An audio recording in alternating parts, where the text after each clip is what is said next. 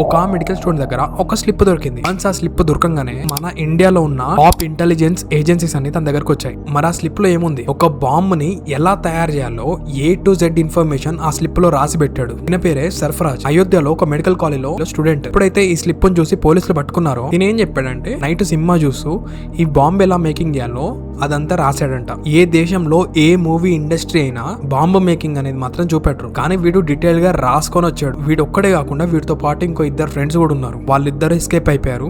ఎప్పుడైతే ఈ విషయం తెలిసిందో పోలీసులు FIR ని ఫైల్ చేయకుండా స్పెషల్ టాస్క్ ఫోర్స్, ఇంకా intelligence bureau, special operation group వాళ్ళని పిలిచారు. ఇంకా ఫర్దర్ గా ఇన్వెస్టిగేషన్ నడుస్తుంది. కానీ నాకు ఇక్కడ ఒక డౌట్ ఉంది. ధర్మేంద్ర ప్రధాన్ గారు ఎడ్యుకేషన్ మినిస్టర్ గా రిజైన్ చేసినప్పుడు తను ఒక లెటర్ ని రిలీజ్ చేశారు. అందులో ఏముందంటే, యాంటీ నేషనల్ ఫోర్సెస్ ని అడ్వాంటేజ్ తీసుకోవద్దని చెప్పి నేను రిజైన్ చేస్తున్నానని చెప్పేసి PMOకి పంపించడం జరిగింది. దీని గురించి మనందరికి తెలుసు. అయితే రీసెంట్ గానే పంజాబ్ పోలీసులు ఒక ముఖ్యమైన మ్యాటర్ చెప్పారు.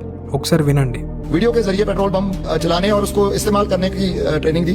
बड़ी सैड बात है कि 15-15 साल के बच्चे ये काम में लगे हुए हैं। ये पेट्रोल बम वगैरह की जो मटेरियल है वो दिया गया था, बट किसी कारण ये वहाँ एग्जीक्यूट नहीं कर पाए अपना कोई। చూసారు కదా, జంతర్ మంతర్ ప్రొటెస్ట్ లో ISI వాళ్ళు వీడియో కాల్ ద్వారా ఇక్కడ ఉన్న వాళ్ళకి పెట్రోల్ బాంబ్ ని ఎలా చేయాలో ట్రైనింగ్ చేశారు. ఇంకా ఎగ్జిక్యూటివ్ కూడా ఎలా చేయాలి అని చెప్పేసి నేర్పించారని చెప్పేసి. అయితే ఇక్కడ హైలైట్ ఏంటంటే, వీళ్ళందరూ స్టూడెంట్సే. దీన్ని ఎలా ప్లాన్ చేశారంటే, అమృత్సర్ జైల్లో ఇద్దరు ఉన్నారనమాట, వీళ్ళకి హెడ్స్ అన్నమాట.